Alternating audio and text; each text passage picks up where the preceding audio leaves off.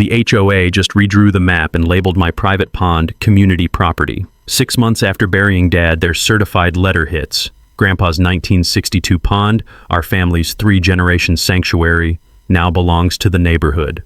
President Delilah Thornwood marches onto my deck in her silk scarf, lawyers and surveyors in tow, stretching tape across my shoreline. The community voted, Farther. It's for the greater good, or face $500 daily fines. They photographed the morning mist over the cattails like it's already seized evidence. Neighbors' roses, bulldozed yesterday for unapproved landscaping. I'm clutching Dad's ironclad deed, the one document they arrogantly ignored, while these entitled vultures circle my childhood. I stayed silent. But when they push, one old piece of paper will erase their entire claim. What would you do if an HOA tried to steal your family's legacy? HOAs pulling shady maps or fines on private water where you are? Spill your nightmare below. Let's see how common this BS is. Let me tell you about Farther Kellerman. That's me. 52 years old, recently retired electrician who thought he'd found peace in his childhood home. After 30 years wiring commercial buildings and troubleshooting power grids, I moved back to Willowbrook Estate 6 months ago when Dad started dying.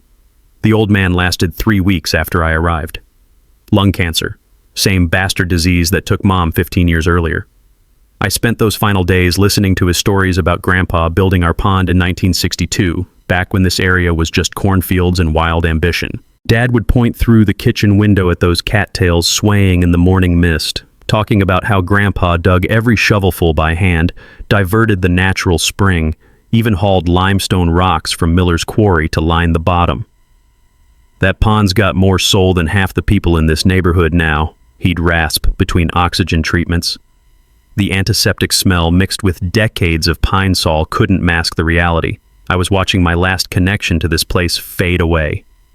Don't let nobody steal it, Farther. Been Kellerman water since Eisenhower was in office. Our 2.3 acres sits like an island of sanity surrounded by million-dollar McMansions. The pond covers about a 1/4 acre, fed by a spring that's never run dry, not even during the brutal drought of '88. Crystal clear water, 8 feet deep at the center, with bass that Grandpa stocked in 1964 still spawning every spring. Here's the thing about electricians, we notice details. Property lines, utility easements. Who actually owns what infrastructure? Skills that would prove more valuable than I realized. Enter Delilah Thornwood, the kind of woman who'd rearrange your spice rack while critiquing your life choices. 48 years old, real estate shark turned HOA dictator for 3 consecutive terms.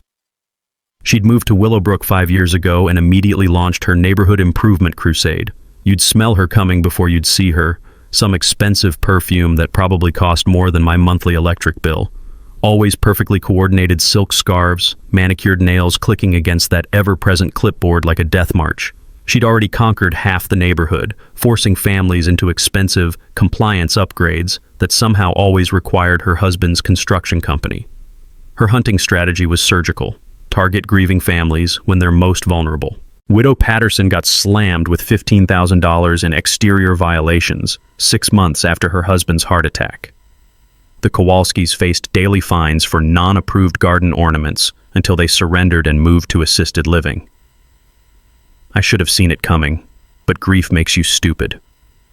The ambush happened 3 weeks after Dad's funeral. Certified letter about an emergency community meeting regarding water feature management and enhancement. Water feature, like my family's legacy, was some decorative bird bath.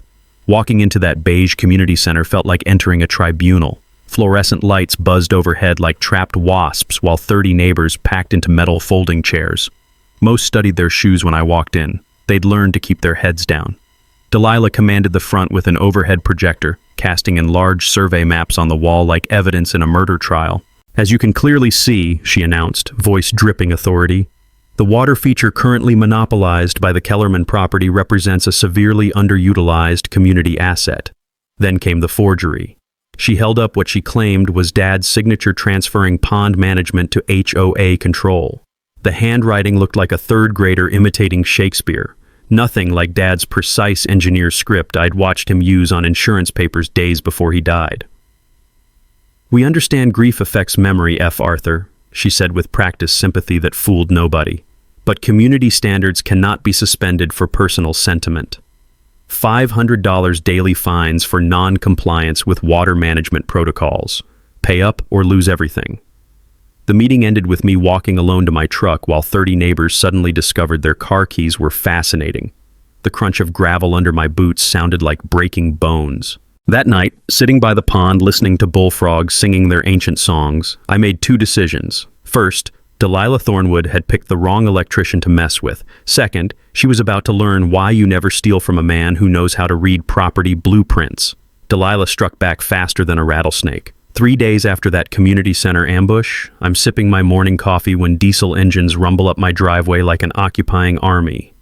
Through the kitchen window, I watch a surveying crew unload equipment with military precision. Orange steaks start sprouting around my pond like radioactive flowers, while some sun-weathered crew chief stretches measuring tape across my shoreline. Delilah supervises from a canvas chair, sipping what probably cost more than my monthly grocery bill. The smell of exhaust mixed with morning pond mist made my stomach turn. This wasn't bureaucracy. This was warfare.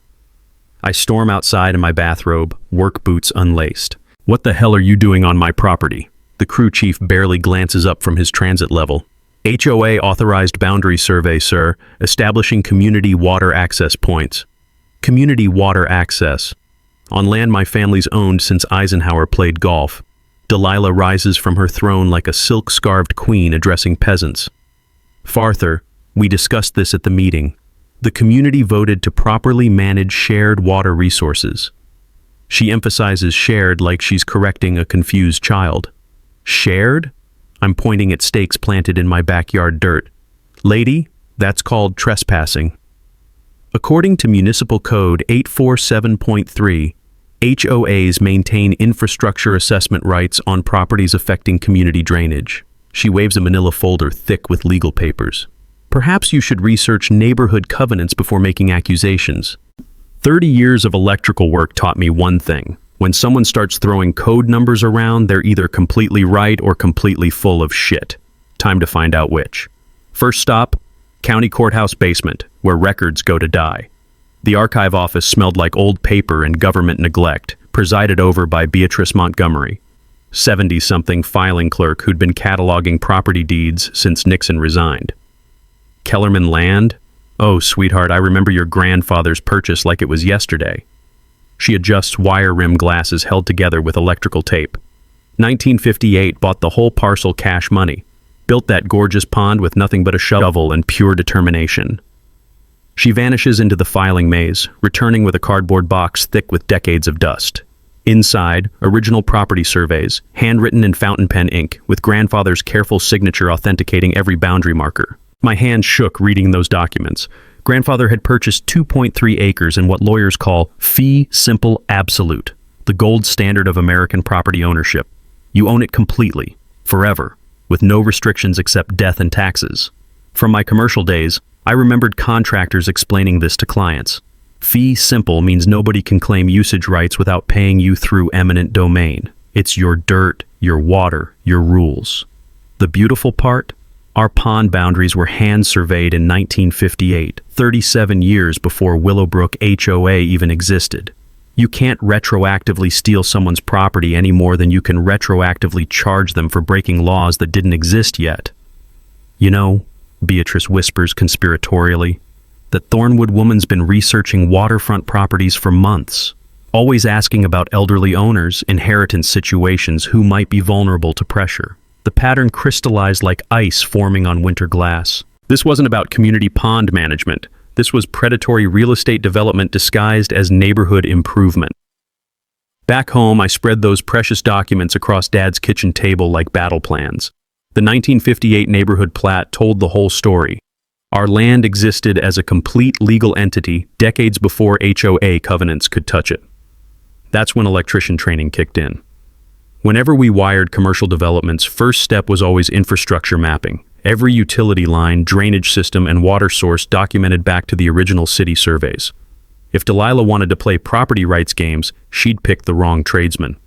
One phone call to Rick Martinez at Municipal Water Services. Yes. Farther, heard you escaped to suburbia. What's the emergency? Need a favor, Rick. Someone's claiming water rights on my family land. You still maintain those vintage infrastructure maps?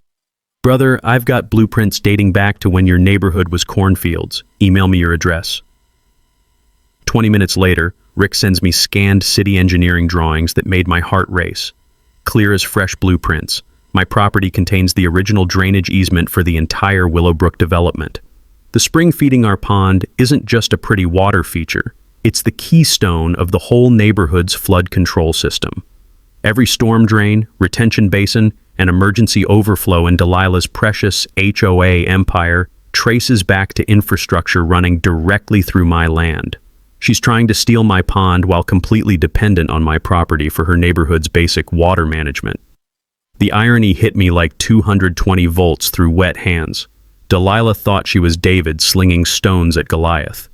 She had no idea she'd just threatened the guy who controlled her entire kingdom's plumbing. That evening, sitting on my deck watching orange survey stakes reflect in the water like neon grave markers, I listened to bullfrogs sing their ancient territorial songs. For the first time since Dad's funeral, I smiled with genuine anticipation. Tomorrow, the real education would begin. Delilah's counterattack arrived in a certified envelope thick as a phone book. Inside, a cease and desist order from Thornwood and Associates Legal Services printed on letterhead, so fancy it probably cost more than my monthly electric bill. The demand was simple: allow immediate HOA access to community water infrastructure, or face a $10,000 lawsuit plus attorney fees for willful obstruction of municipal drainage improvements. They gave me 72 hours to surrender or face aggressive legal remediation. The smell of expensive paper and intimidation tactics reminded me of those contractor shakedowns I'd seen in commercial electrical work. Big companies would bury small contractors in legal paperwork until they gave up or went bankrupt. Classic predator playbook. But here's what caught my electrician's eye. Half the municipal codes they cited didn't even exist. I'd spent enough time reading city electrical ordinances to spot fake regulation numbers from a mile away. My phone rang before I could process the full implications. Unknown number, professional voice. Mr. Kellerman? Janet Rodriguez, Channel 7 investigative team. We received documentation about water rights violations in your neighborhood. Care to respond to allegations that you're blocking community access to shared municipal resources? My stomach dropped like a failed circuit breaker. Delilah hadn't just threatened me. She'd already poisoned the media well with her version of events. Ma'am, that pond has belonged to my family since 1958. According to our source, you've repeatedly violated municipal water management protocols and refused reasonable community accommodation. Are you denying these documented violations? The line went dead before I could explain anything. Classic ambush journalism. Get the defensive soundbite, ignore the context, broadcast the conflict. That evening, I'm stress-eating leftover meatloaf when my neighbor Jake Martinez knocks on my door.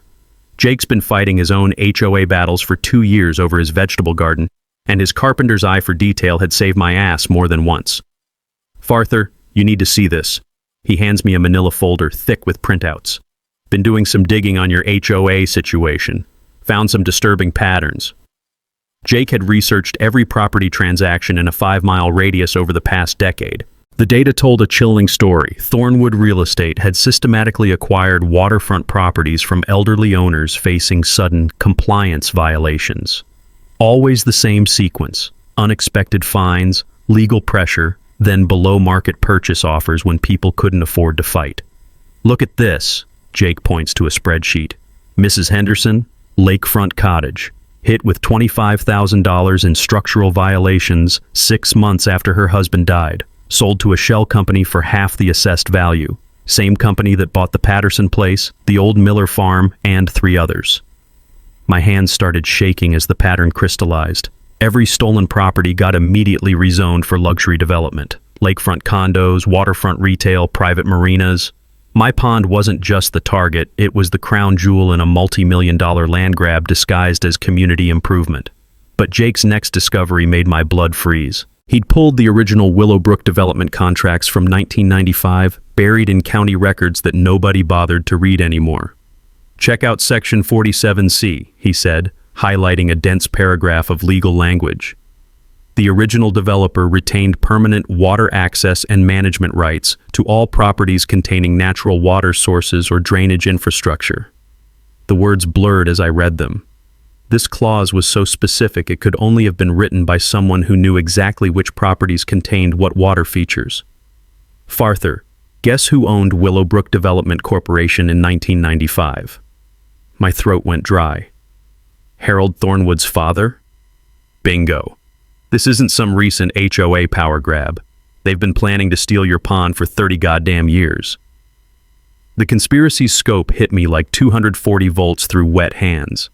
3 generations of Thornwoods had built their real estate empire on systematic theft, using HOA authority as legal cover for property seizure. My family's pond wasn't just valuable, it was the keystone that would unlock development rights for the entire eastern shore of Willowbrook Lake.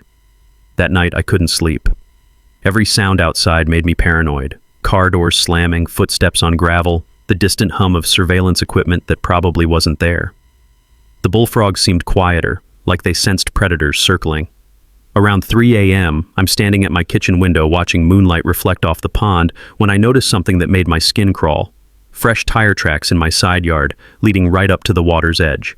Someone had been on my property after dark, measuring or photographing or installing God knows what. The next morning brought confirmation of my worst fears. Orange spray paint marked trees around the pond perimeter, the kind of markings surveyors use to designate clearing zones for construction equipment. Delilah wasn't just trying to steal my pond anymore, she was preparing to destroy it. Time to remind her exactly why you never corner an electrician who knows where all the power lines run. The stench of death woke me at 5 a.m., a chemical reek so thick it burned my throat through the bedroom windows. I stumbled to the kitchen and saw them floating like accusations in the dawn mist. 3 generations of my grandfather's base, belly up and rotting in water that had turned the color of old motor oil. The cattails he'd planted in 1963 drooped like broken umbrellas. Even the bullfrogs, tough bastards who'd survived 40 years of Illinois winters, had gone silent. Whatever poison someone had dumped into our pond made Agent Orange look like plant food. I'm pulling on work boots when the convoy arrives. Black SUV, county health truck, and a hazmat van that screamed federal emergency. Delilah emerges from the SUV wearing funeral white, flanked by 2 guys in full chemical suits who looked like they were investigating Chernobyl. "Oh, farther," she calls, pressing a silk handkerchief to her nose. "Such a tragedy. We received multiple reports about toxic contamination threatening the entire watershed." The health inspector, a weathered woman named Carol Reeves, starts collecting water samples with the grim efficiency of someone who'd seen industrial disasters before. "Sir, preliminary tests indicate severe chemical contamination. We're talking emergency drainage and soil remediation." Emergency drainage. Translation: bulldoze everything my family had built and bill me for the privilege. "This is private property," I said, watching Carol's test strips turn colors that don't exist in nature. "You can't just..."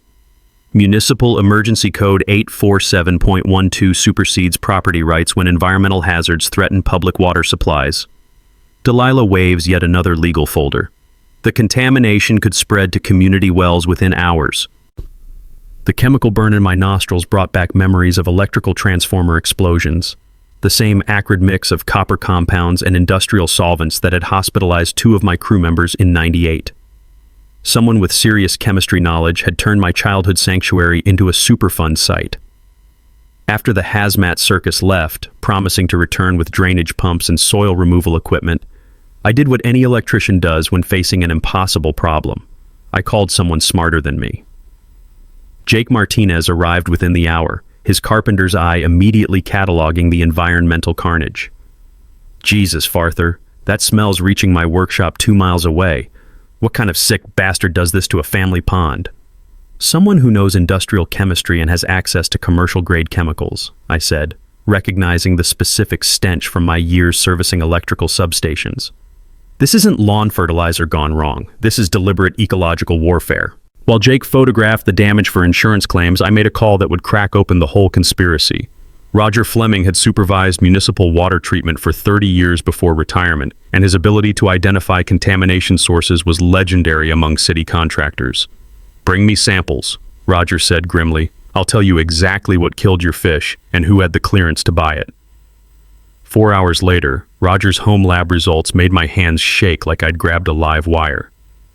"Farther, this is military-grade copper sulfate mixed with quaternary ammonium compounds. You can't buy this at Ace Hardware. It requires federal chemical handling permits." "How many local companies have those permits?" Roger consulted his tablet, cross-referencing databases he'd maintained since the Clinton administration. 3 entities in the county: Municipal Water Authority, Commonwealth Edison Substation Maintenance, and... He paused, double-checking the records. "Thornwood Construction. They use it for concrete rehabilitation and equipment degreasing." The conspiracy's true scope hit me like 220 volts through wet concrete. Harold Thornwood hadn't just forged legal documents. He'd weaponized his construction company's chemical inventory to commit environmental terrorism against my family's legacy. But Roger's next discovery changed everything I thought I knew about this fight. While analyzing the contamination samples, he'd noticed something that made him pull federal geological surveys from the 1940s. "Farther, your grandfather didn't just dig a fishing pond. Look at these mineral analysis reports." He spreads out yellow documents marked U.S., Geological Survey, Strategic Resource Assessment. The numbers made my head spin. Sulfur concentrations, trace lithium deposits, specific pH balances that occurred in fewer than 12 locations nationwide. My simple family pond sat on top of a natural mineral spring, worth potentially millions to pharmaceutical companies or high-end spa resorts. "Your grandfather found therapeutic-grade mineral water and thought he was just creating a nice place to catch bass," Roger explained. "The Thornwoods have been planning to steal a literal gold mine disguised as a backyard pond." That night, I'm sitting on my deck staring at the poisoned water when my security cameras trigger motion alerts. Through the night vision monitor, I watch 2 figures in coveralls plant something near my electrical meter, the same meter that controlled power to my well pump, security system, and emergency communications. They weren't just destroying my pond anymore. They were preparing to cut me off from the outside world entirely.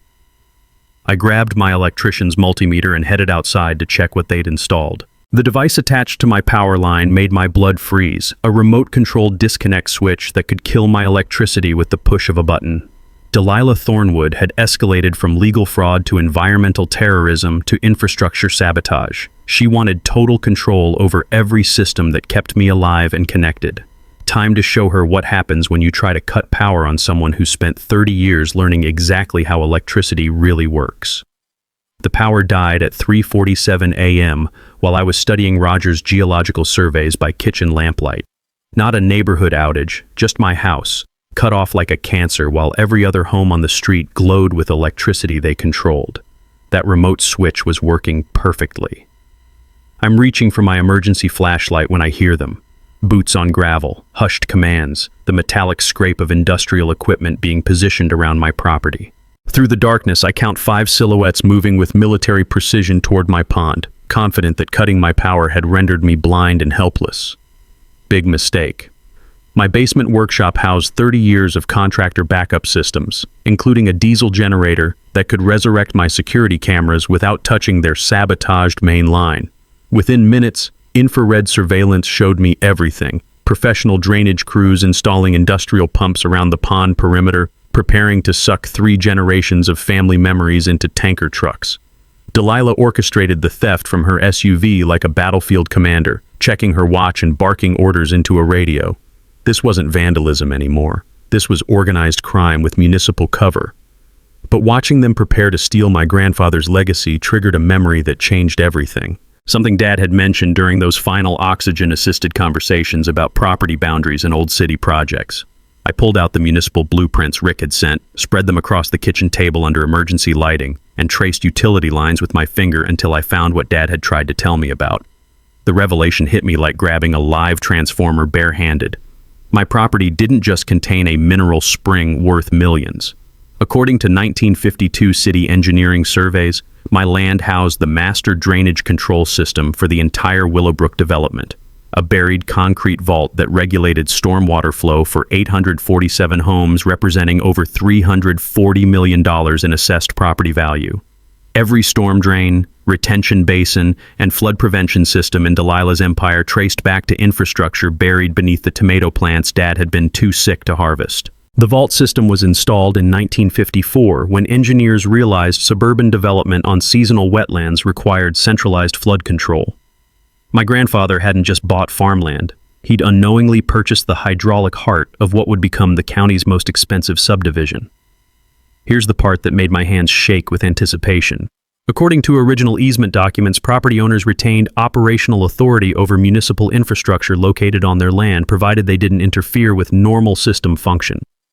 Stealing my pond through fake environmental emergencies? That wasn't normal system function. That was criminal theft disguised as public safety. I had the legal right to shut down drainage for 800 families until this robbery stopped. Outside, Delilah's thieves worked frantically to drain 40 years of bass fishing memories while believing they held all the advantages. They had lawyers, fabricated health crises, chemical warfare, and media manipulation. What they didn't know was that I controlled the floodgates. At 4:15 a.m., I laced up my work boots, grabbed my heaviest pipe wrench, and walked to the access cover that most neighbors thought was just another piece of suburban landscaping. Decades of paint couldn't hide what municipal blueprints revealed, the master valve that could turn their paradise into an underwater nightmare. The concrete housing opened with the reluctant groan of mechanisms that hadn't moved since Nixon was president. Inside lay a steel wheel valve bigger than a ship's steering mechanism. Every clockwise rotation would reduce drainage capacity for hundreds of homes. A few more turns would create backflow conditions that could flood foundations and render entire blocks uninhabitable. I didn't turn it yet. But kneeling there in pre-dawn darkness, listening to pumps stealing my family's sanctuary while gripping the power to flood their entire world, I finally understood the beautiful irony of this war. Delilah thought she was David slinging stones at a helpless giant. She'd actually been trying to rob the man who controlled the dam. Dawn broke over the crime scene that used to be my childhood sanctuary. Where Grandpa's bass had jumped for mayflies just days ago, now only a muddy crater remained, surrounded by tire tracks and the lingering stench of industrial theft. 40 years of family memories drained into tanker trucks while I'd slept, trusting that property rights still meant something in America. Time to teach them otherwise.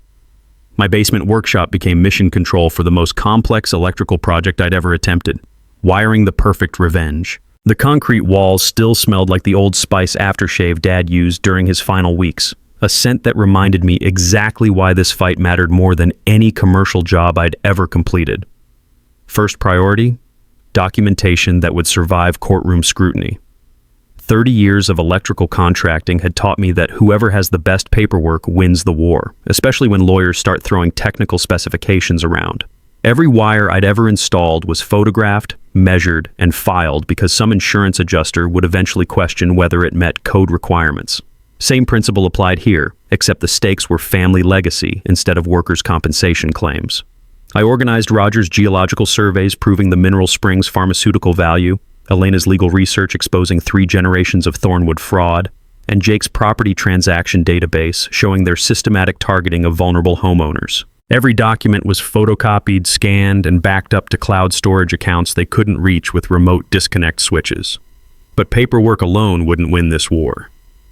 From managing electrical crews on hostile construction sites, I'd learned that people respect what they can see and touch more than what they can read. Visual evidence beats legal arguments every time, especially when you're dealing with criminals who think they're smarter than everyone else. Enter the surveillance system upgrade that would make NSA jealous. Using skills developed from installing security equipment for banks and government facilities, I designed a network that would capture every criminal act in high-definition glory. Wireless cameras with infrared night vision, strategically positioned to document any approach to the pond crater or the buried drainage vault. Motion sensors with cellular alerts that would wake me the instant anyone trespassed. Audio recording equipment hidden in weatherproof housings that could pick up whispered conversations from 50 yards away. The beautiful part about being an electrician? I knew exactly how to make everything solar-powered and cellular connected, completely independent of the main electrical grid they thought they controlled. Cut my power all they wanted, the evidence gathering would continue like clockwork. While installing cameras in the pre-dawn darkness, a skill every commercial electrician masters when working around business schedules, I discovered something that made my heart race with anticipation. The buried drainage vault wasn't just connected to manual valve controls. Federal flood prevention grants had required real-time monitoring systems in 2018, complete with fiber optic sensors measuring water levels, flow rates, and pressure differentials throughout the entire municipal network. Every adjustment I made to that valve wheel would be recorded by federal computers as official municipal data. Any resulting floods would be documented by government monitoring equipment, creating perfect legal cover for whatever defensive measures became necessary. Sometimes bureaucracy works in your favor, especially when you understand how the systems actually function. Next phase, building the coalition. Individual grievances get ignored, but community uprisings get attention from people who matter. Jake Martinez became my recruitment coordinator, using his contractor network to identify other Thornwood victims throughout the county. Within 48 hours, we'd compiled a database that read like a crime family's greatest hits. 17 families who'd lost property to manufactured violations over 5 years. Elderly homeowners hit with impossible compliance demands, recent widows targeted during grief, immigrants who didn't understand their legal rights, all victims who fit Delilah's predatory hunting pattern. Here's where my electrical infrastructure knowledge provided advantages other victims couldn't access. Every system connects to every other system, and experienced contractors know exactly which connections to leverage when you need maximum pressure. The Willowbrook development depended on more than just my drainage controls. Electrical distribution, cable television, internet service, and natural gas delivery all used easements crossing my property, rights my family had been leasing to utility companies for decades, rights that could be revoked if those companies failed to protect my property from criminal interference. Amazing how quickly corporate lawyers return phone calls when you mention liability exposure for failing to defend easement agreements against organized crime. Meanwhile, Elena was assembling our legal nuclear weapon. The evidence painted a devastating picture: systematic real estate fraud disguised as community improvement, environmental terrorism through chemical warfare, and attempted mineral rights theft using fabricated health emergencies. But her most damaging discovery was documentation connecting every stolen property to Thornwood Development shell companies. Farther, this transcends local corruption, Elena explained, spreading federal statutes across my kitchen table. Mail fraud, environmental crimes, conspiracy to deprive constitutional rights under color of authority. We're talking FBI jurisdiction and potential prison sentences. Thursday night's HOA meeting would be their last mistake, a packed community center where they'd request funding for emergency pond restoration while presenting fabricated environmental data to justify stealing my mineral rights. Perfect timing for a public education session about who really controlled the floodgates. The sound of diesel engines at dawn meant Delilah had stopped playing games. Heavy machinery rumbled up my driveway at 6 a.m. sharp, excavators, concrete trucks, and enough orange safety equipment to reconstruct a highway interchange. This wasn't another surveying expedition. This was total war. I'm sipping coffee that tasted like defeat when boots pound my front door hard enough to rattle the windows. Through the peephole, a crew chief holding a hard hat in one hand and official-looking documents in the other, flanked by workers who looked like they'd rather be anywhere else. Emergency municipal access, sir. City ordinance requires immediate concrete stabilization of compromised drainage infrastructure. He thrust papers at me with the mechanical delivery of someone reading a script. Insurance liability mandates we seal potential flood hazards within 24 hours. The smell of diesel exhaust mixed with fresh coffee made my stomach churn as I scanned their work orders. Everything looked legitimate until you noticed the details that would make any electrical contractor suspicious. Permit numbers from the wrong decade, municipal codes that didn't exist, and signatures from city engineers who'd been retired since Bush Sr. was president. Harold Thornwood's counterfeit document operation had expanded from fake legal papers to fraudulent construction permits. They weren't just stealing my pond.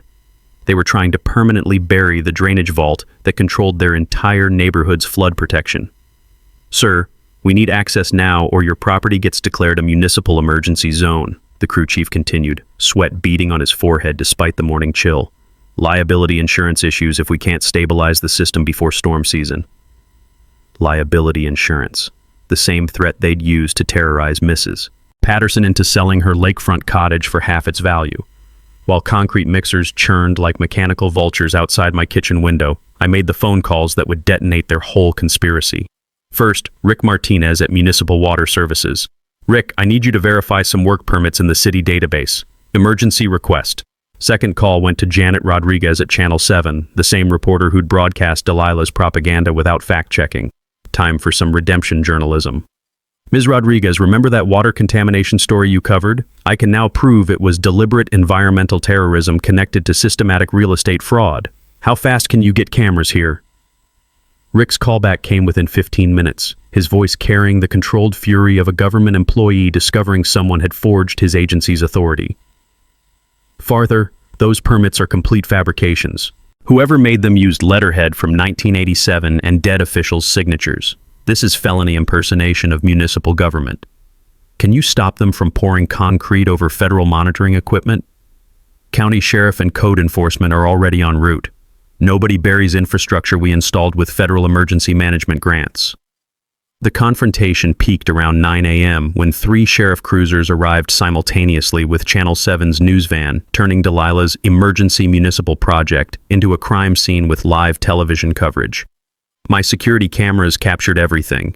Construction crews with fraudulent permits attempting to destroy federal flood monitoring equipment, Delilah directing operations while environmental crimes unfolded around her, and deputies discovering industrial equipment that violated every EPA regulation. But watching her workers get handcuffed didn't prepare me for Delilah's most vicious counterattack. Systematic character assassination designed to turn my own neighbors into weapons. By noon, my phone was buzzing with calls from people I'd known since childhood, all asking variations of the same poisonous question. Farther, are you really threatening to flood families if you don't get your way with the pond? The smear campaign was surgical precision psychology warfare. Anonymous flyers appeared in every mailbox claiming I was holding municipal drainage hostage and endangering children's safety to protect private water hoarding rights. Social media exploded with posts about an unstable electrician with access to dangerous flood controls who was planning infrastructure terrorism against innocent families. Within hours, neighbors who'd attended Dad's funeral were crossing streets to avoid me. Parents yanked children inside when I walked to my mailbox. The mailman started leaving packages on my porch instead of knocking. Even Jake Martinez got hostile phone calls questioning whether supporting a potential domestic terrorist was worth risking his own family's safety. Delilah had weaponized the entire community's fear against me using the same isolation tactics that had broken 17 previous victims: reputation destruction, social ostracism, and psychological pressure designed to force surrender when legal intimidation failed. That evening, I'm sitting alone on my deck staring at concrete truck tire tracks scarring what used to be my grandfather's sanctuary, feeling more isolated than I'd been since Dad's death. The bullfrogs had stopped singing entirely. Even the night insects seemed to avoid property that had become a federal crime scene. Then my security system erupted with motion alerts that changed everything. Through infrared cameras, I watched a convoy that made my electrician's heart race. FBI vehicles, Environmental Protection Agency investigators, and news vans from stations that hadn't covered the story yet. Roger's water analysis hadn't just proven deliberate contamination, it had triggered automatic federal reporting requirements for environmental terrorism. Elena's call confirmed what the cavalry arriving at my property meant. Farther, congratulations. Delilah just escalated property theft into organized crime with federal jurisdiction. Tomorrow's HOA meeting is going to be very interesting. Looking out at law enforcement vehicles turning my street into a federal investigation staging area, I realized Delilah had made the classic desperate criminal mistake, committing bigger crimes to cover smaller ones until the conspiracy became too complex to hide. Tomorrow night, she'd finally get the audience her performance deserved. Thursday morning brought the kind of silence that precedes natural disasters. No birdsong, no traffic noise, just the oppressive quiet of a community holding its breath before something terrible happens. The federal investigation had transformed my street into a law enforcement staging area, with unmarked vehicles and serious people in windbreakers documenting everything Delilah's organization had touched. But she wasn't finished yet. The final assault came through my internet connection at 7 a.m., a video posted to every neighborhood social media group showing me standing next to the buried drainage valve with a pipe wrench in my hands. The footage was professionally edited, with dramatic music and text overlays claiming I was preparing to flood innocent families unless my extortion demands were met. The audio had been manipulated to make me sound unhinged. Time to show her what happens when you try to cut power on someone who knows how electricity really works. Taken out of context from my planning montage, the words sounded like terroristic threats instead of defensive strategy. Within an hour, my phone was buzzing with death threats from neighbors who thought I was planning to drown their children. Parents organized carpools to keep kids away from the dangerous electrician. Even my mailman called in sick rather than deliver packages to a potential domestic terrorist. Delilah had weaponized my own security footage against me, turning evidence of my defensive preparations into proof of offensive intentions. Brilliant, evil, and completely illegal, but effective enough to isolate me from any community support before tonight's showdown. The psychological warfare escalated when I discovered what they'd done to my truck. Someone had spray-painted "Neighborhood Terrorist" across the windshield in red letters that dripped like blood. The tires were slashed, battery cables cut, and my electrical contractor license taped to the dashboard with "Revoked" stamped across it in official-looking ink. Standing in my driveway surveying the vandalism while federal agents photographed evidence 20 feet away, I felt the full weight of what Delilah had orchestrated. She'd turned my own expertise against me, my defensive preparations into offensive threats, and my neighbors into an angry mob convinced I was planning mass murder through municipal infrastructure. But that's when FBI Special Agent Sarah Finley approached with information that flipped the entire narrative upside down. "Mr. Kellerman, we've been monitoring electronic communications related to this investigation. Would you like to see what Mrs. Thornwood has been telling her associates about tonight's meeting?" Agent Finley played recorded phone conversations that made my blood freeze. Delilah explaining to someone how they'd neutralized the Kellerman problem permanently during the HOA meeting by provoking him into making actual threats against community safety. Her plan was to trigger me into doing something stupid in front of witnesses, creating justification for emergency protective orders that would remove me from my property entirely. We're also tracking financial transactions that suggest tonight's meeting isn't about community water management, Agent Finley continued. Thornwood Development has purchase agreements ready for 17 additional properties, all dependent on acquiring your mineral rights. This goes far beyond individual property theft. The scope of their criminal enterprise crystallized like ice forming on glass. Tonight's HOA meeting wasn't about pond remediation or community safety. It was the final scene in a multi-generational real estate fraud that had been targeting elderly homeowners for decades, with my family's mineral spring as the crown jewel in their stolen empire. Elena arrived around noon with legal documents that would serve as our nuclear weapon. Farther, we've got them on federal conspiracy charges, environmental terrorism, mail fraud, and systematic civil rights violations, but they're banking on provoking you into doing something tonight that discredits all our evidence. What do you mean? They want you angry, defensive, and making threats in front of the entire community. One outburst about flooding the neighborhood and suddenly you become the villain instead of the victim. All their crimes get overshadowed by your unstable behavior. The trap was perfect. They'd systematically destroyed my reputation, isolated me from community support, and created a narrative where any defensive action I took would be interpreted as aggressive terrorism. Tonight's meeting would be packed with neighbors who genuinely believed I was planning to murder their families through municipal infrastructure manipulation. But here's what they didn't understand about electricians. We're methodical problem solvers who think systematically about cause and effect. Every wire connects to every other wire, and experienced contractors know exactly which connections to trace when you need maximum impact with minimum effort. As evening approached, I made final preparations that would give Delilah exactly the public confrontation she wanted, just not in the way she expected. My evidence was organized, federal agents were positioned throughout the community center, and every news station in the county would be recording when I stood up to address the neighbors who thought I was a terrorist. Time to show them who the real criminals were. The community center would be packed with angry families demanding protection from the dangerous electrician. Perfect audience for a detailed explanation of systematic real estate fraud, environmental terrorism, and multi-generational conspiracy to steal private property through fabricated government authority. Delilah wanted a public showdown? She was about to get the education of her lifetime. The Willowbrook Community Center hadn't seen this much activity since the Great Mailbox Controversy of 2018. By 7 p.m., every folding chair was occupied, with overflow crowds standing along the walls like spectators at a gladiator match. News cameras from 4 different stations lined the back wall, their operators adjusting angles to capture maximum drama. I walked through that hostile crowd feeling every eye burning into my back, hearing whispered conversations about the neighborhood terrorist who threatened to flood innocent families. Parents clutched children closer when I passed, as if proximity to someone who understood municipal infrastructure made them radioactive. Delilah commanded the front podium like a prosecutor addressing a jury, silk scarf perfectly coordinated with her navy business suit, surrounded by official-looking folders and what appeared to be municipal authorities. She'd even brought props, enlarged photographs of my contaminated pond, fake environmental reports, and a poster-sized diagram showing flood zones that would be affected by infrastructure tampering.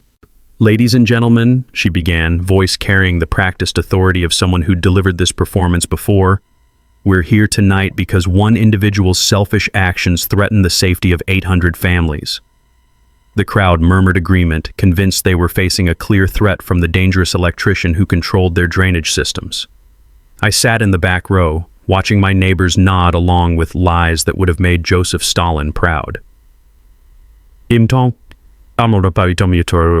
Farther Kellerman has repeatedly interfered with municipal water management, contaminated shared resources, and, according to federal investigators, made explicit threats to flood residential areas unless his demands are met.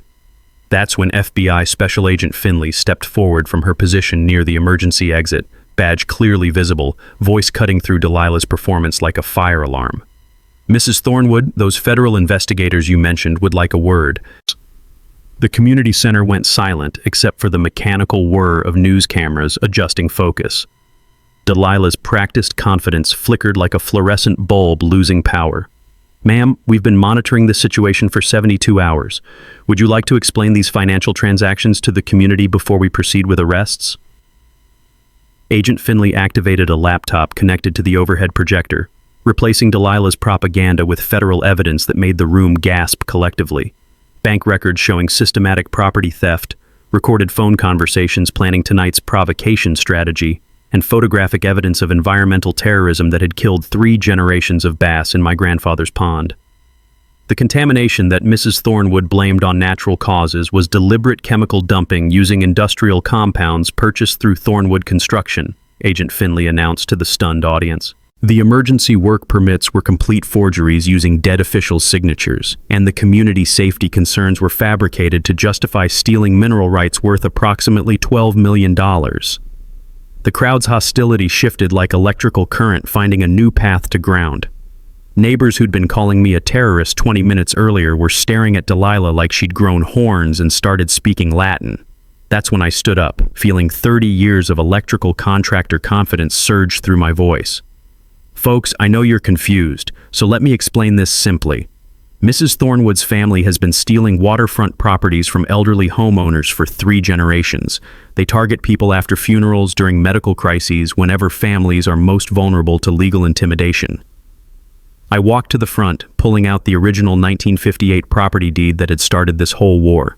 This is my grandfather's deed, showing he bought our land, including full water rights 37 years before your HOA existed.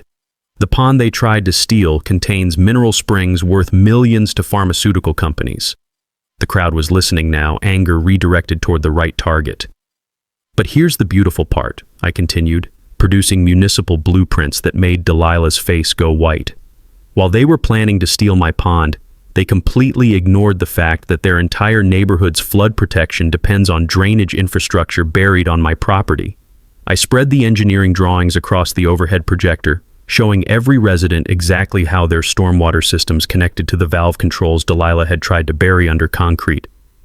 I never threatened to flood anyone, but I did discover that 30 years of HOA payments have been subsidizing systematic real estate fraud, and your community water systems are completely dependent on infrastructure they tried to steal through fake government documents. The mic drop moment came when Agent Finley announced the arrests. Delilah Thornwood, Harold Thornwood, and 4 associates are being charged with federal conspiracy, environmental terrorism, mail fraud, and systematic violation of civil rights under color of authority. As federal agents led Delilah away in handcuffs, her silk scarf trailing behind her like a surrender flag, the community center erupted in conversations that sounded like deprogramming sessions. Neighbors who'd attended 17 funerals of families voluntarily selling to Thornwood Development were finally connecting the dots. The woman who'd terrorized an entire community with fake bylaws and fabricated emergencies was being arrested on federal charges while news cameras broadcast her perp walk to 3 states. Justice tastes like Vindication served ice cold with a side of poetic irony. 6 months later, I'm sitting on my back deck watching the sunrise reflect off water that's cleaner than it's been since Grandpa first filled his pond in 1962. The Bass are spawning again, their offspring swimming in the same spring water that 3 generations of Kellermans have called home. The federal investigation closed with convictions that sent shockwaves through corrupt HOA networks statewide. Delilah got 8 years for environmental terrorism and systematic civil rights violations.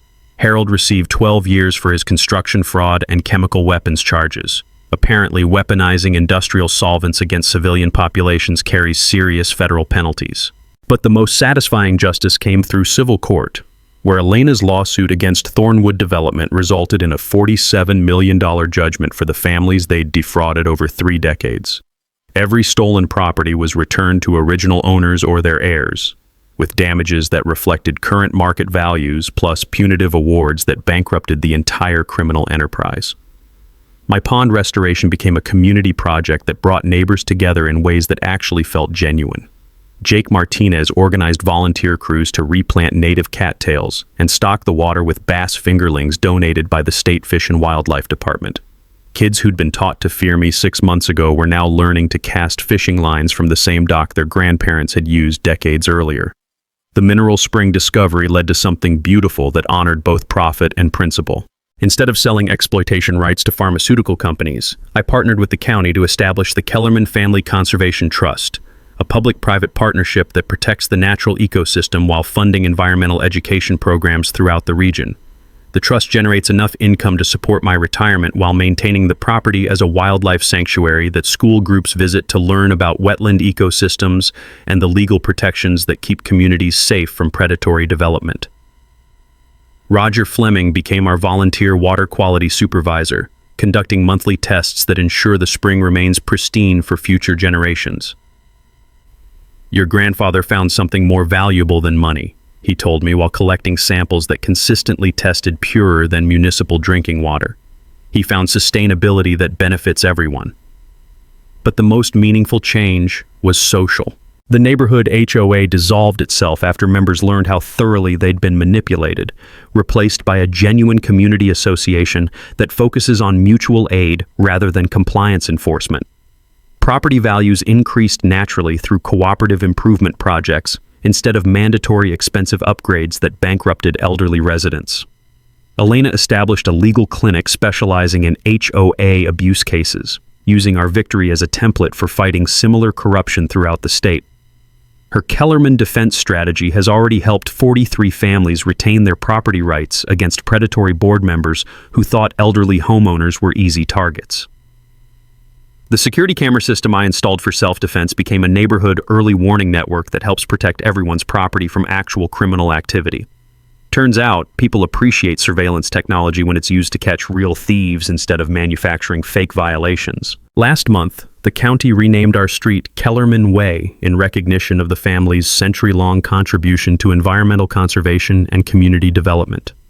The road sign includes a small plaque, in memory of 3 generations who proved that ordinary citizens can defeat organized corruption when they understand their rights and refuse to surrender.